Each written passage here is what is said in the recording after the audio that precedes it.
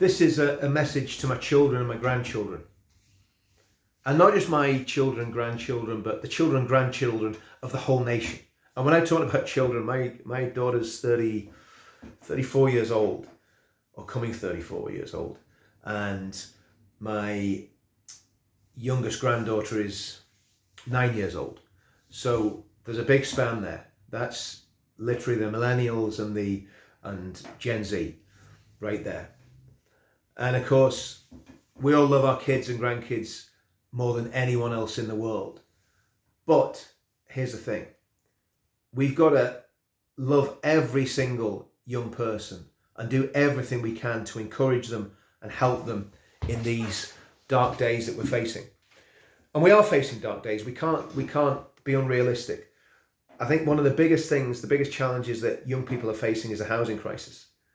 It's very difficult for young people to start a family in a home unless they're very, very talented, very driven and earning a fantastic wage, or they've got money from families, or there's some other way of them getting a property.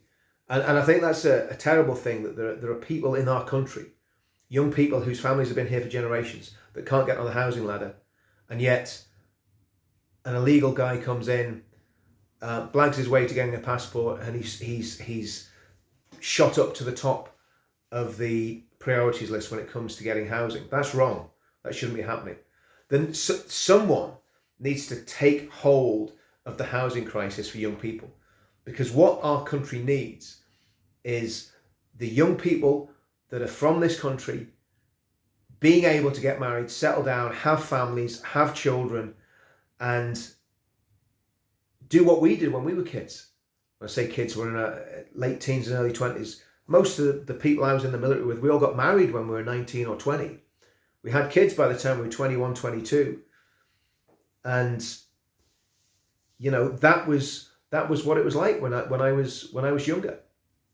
So how do we get that back to that? Because there are basically 4 fundamentals of any functioning society. And they start with faith, what you believe; family, your close-knit network that you have children with, that you love and you cherish. Then community, and the community is the extended family. So it literally starts off, or it did start off, your family members, your brothers, your sisters, your cousins, and then it goes to their friends, and close relations. And that's the way communities were. Everybody was interconnected, interrelated. Again, that's been atomized, it's been destroyed, but not for every community. Because let's get it right, the Muslim community stick together and have those close family networks, and the settled communities in the UK don't. That needs to change.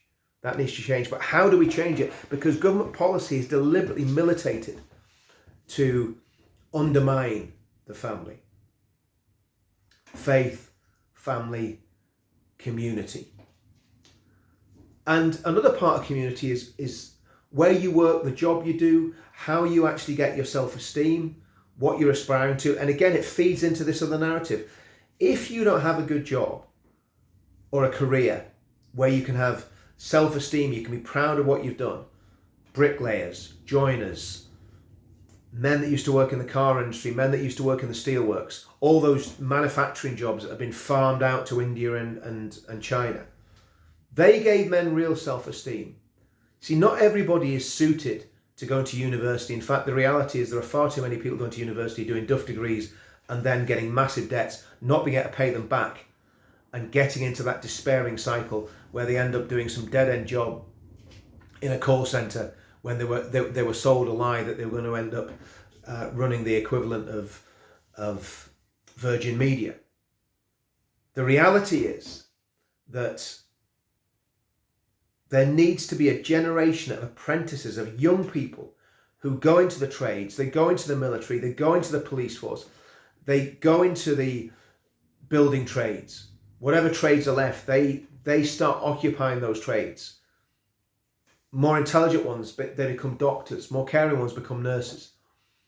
So that those professions are filled by settled people from the United Kingdom, whatever background they're from, but settled people. That we're not importing millions of people into our country who have no loyalty to the country, no loyalty to to king and country or to our flag. They're coming here to earn money, quite often sending it home, bringing family members into the country. Is that help to the United Kingdom? It might be a help to the healthcare system. It might be a help economically, even though it seems quite obvious that it's not a help economically.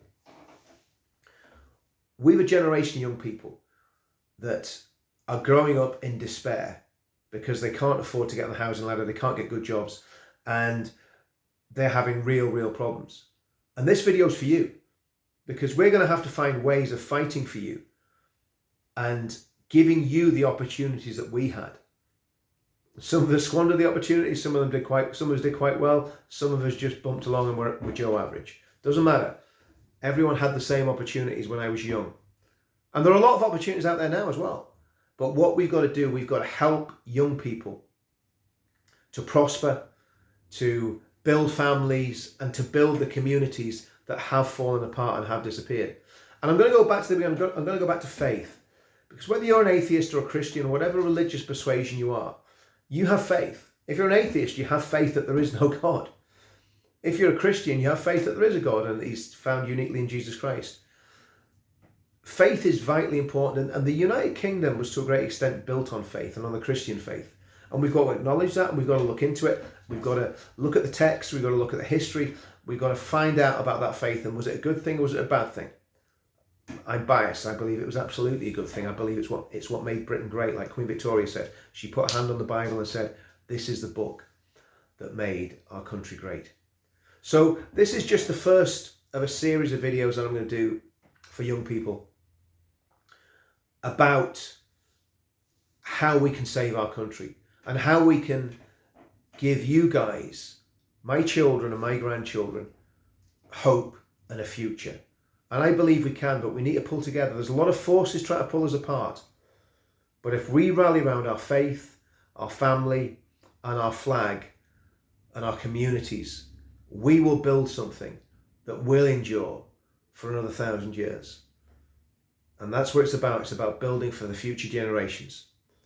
See you soon.